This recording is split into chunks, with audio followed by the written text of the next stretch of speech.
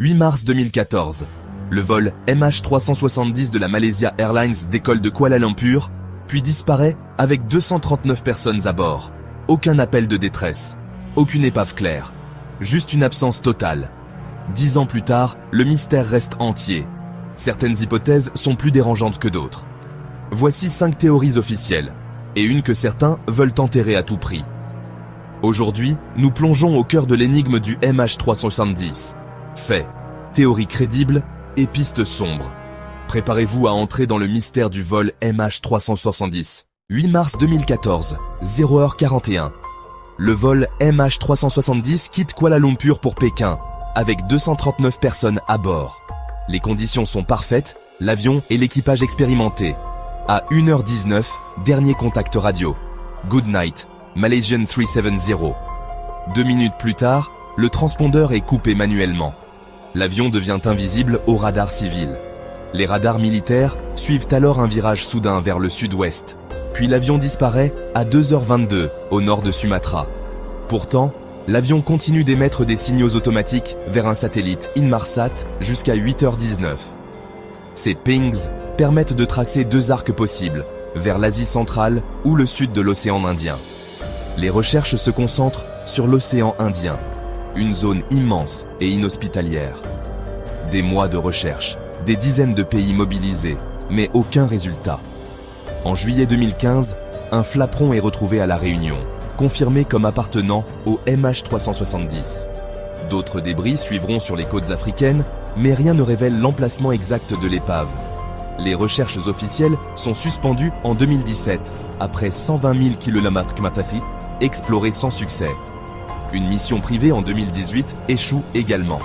10 ans plus tard, les boîtes noires restent introuvables. Le mystère demeure, comment un avion moderne a-t-il pu disparaître ainsi? Les familles attendent toujours des réponses. L'affaire MH370 reste la plus grande énigme de l'aviation moderne, et la porte reste ouverte à toutes les spéculations. L'explication la plus rationnelle, l'accident. Un incendie, une dépressurisation, une panne électrique, les enquêteurs ont tout envisagé. Un feu lent aurait pu incapaciter l'équipage, laissant l'avion voler en pilote automatique jusqu'à la panne de carburant. Des précédents existent des avions devenus fantômes après une dépressurisation. Mais cette théorie se heurte à des incohérences majeures. Les systèmes de communication ont été désactivés manuellement à plusieurs minutes d'intervalle. Un accident n'explique pas une telle précision. La trajectoire suivait des points de navigation évitant les radars civils.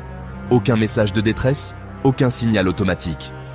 Les débris retrouvés suggèrent un impact violent, pas un amérissage contrôlé. Trop d'éléments contredisent la thèse de l'accident pur. Le silence du MH370 semble organisé, pas subi. L'hypothèse de l'accident mécanique laisse trop de questions sans réponse. Face aux failles de l'accident, une hypothèse plus sombre, le suicide du pilote. Zahari Ahmad Shah, commandant de bord, aurait pu orchestrer la disparition. Il coupe les communications, dévie l'avion et vole vers l'océan Indien. Son simulateur de vol à domicile contenait une trajectoire similaire à celle du MH370. Les experts estiment que seul un pilote chevronné pouvait exécuter ces manœuvres. Mais aucun mobile clair, aucune note, aucun signe avant-coureur. Pourquoi voler 7 heures avant de s'écraser, pour que l'épave ne soit jamais retrouvée? La théorie du suicide explique la séquence des faits, mais reste difficile à accepter humainement. Les proches de Zahari le défendent, et aucune preuve formelle ne l'accuse. Sans les enregistrements du cockpit, impossible de trancher. Le doute persiste, et le silence du pilote reste insondable. Un scénario plausible, mais insoutenable pour beaucoup. L'hypothèse terroriste a été envisagée dès le début. 2 passagers voyageaient avec des passeports volés, mais il s'agissait de migrants sans lien terroriste. Aucun groupe n'a revendiqué la disparition, ce qui est inhabituel pour un acte terroriste. La trajectoire de l'avion ne correspond à aucun scénario d'attentat connu. Pas de cible, pas de revendication, pas de logique opérationnelle.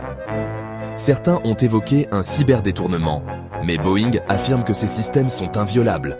L'idée d'un piratage à distance relève plus de la science-fiction. La piste terroriste, si évidente au départ, s'est révélée être une impasse. Les experts l'écartent aujourd'hui. Le mystère du MH370 ne semble pas lié à un complot terroriste, il faut chercher ailleurs. Et si le MH370 avait été abattu par une armée, volontairement ou par erreur? L'avion a survolé des zones militaires sensibles, mais aucune réaction officielle. Certains avancent que l'armée américaine aurait pu abattre l'avion, craignant une menace sur la base de Diego Garcia. Mais aucune preuve matérielle ne soutient cette théorie. Les débris retrouvés ne montrent aucune trace d'explosion. Garder un tel secret impliquerait des centaines de témoins silencieux depuis 10 ans. Les États-Unis nient toute implication. Cette théorie séduit par son aspect spectaculaire, mais ne résiste pas à l'analyse des faits. Pas de preuves, pas de champ de débris d'explosion. L'intervention militaire reste une spéculation sans fondement. Autre théorie, l'avion aurait atterri secrètement sur la base américaine de Diego Garcia. La trajectoire prolongée pointe vers l'île qui possède une piste adaptée. Des témoins aux Maldives disent avoir vu un avion similaire, mais leurs récits sont jugés peu crédibles. Les partisans de cette théorie évoquent une cargaison sensible ou un passager d'intérêt. Les autorités américaines ont refusé de publier toutes leurs données radar, alimentant les soupçons. Mais aucune preuve concrète n'existe. Faire disparaître 239 personnes sans fuite en 10 ans semble impossible. Les débris retrouvés sur les côtes africaines contredisent l'idée d'un atterrissage intact. La théorie de Diego Garcia reste une rumeur, sans fondement matériel. Le mystère demeure entier. Dernière hypothèse, le secret d'État. Plusieurs gouvernements sauraient ce qui s'est passé, mais cacheraient la vérité pour des raisons stratégiques.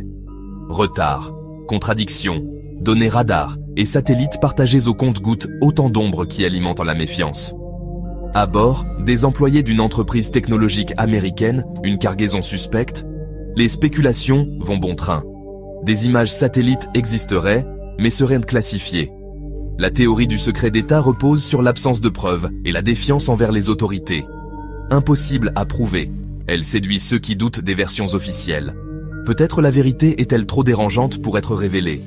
Le MH370 serait alors moins une énigme technique qu'un secret politique.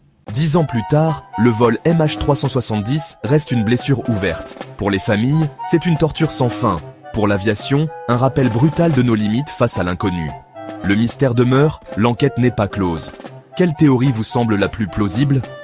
Dites-le en commentaire. Merci d'avoir suivi cette enquête.